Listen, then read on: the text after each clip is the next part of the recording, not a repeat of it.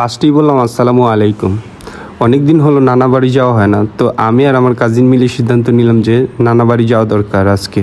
তো যেই কথা সেই কাজ, ইতিমধ্যে আমরা রিস্কার মধ্যে চড়ে নানা বাড়ি যাওয়ার উদ্দেশ্যে রওনা হয়ে গেলাম। চলে আসলাম নানা বাড়ি।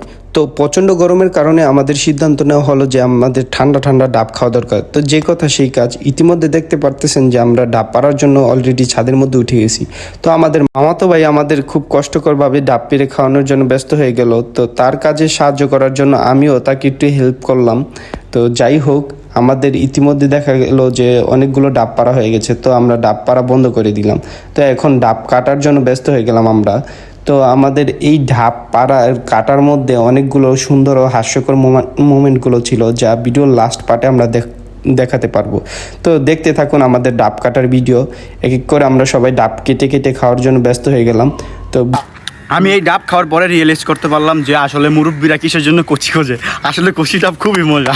আর এই যে এগুলো একদম মজা না, কি কও? এগুলা এগুলা একদম মজা না। কি ভাই, কি কও তুমি?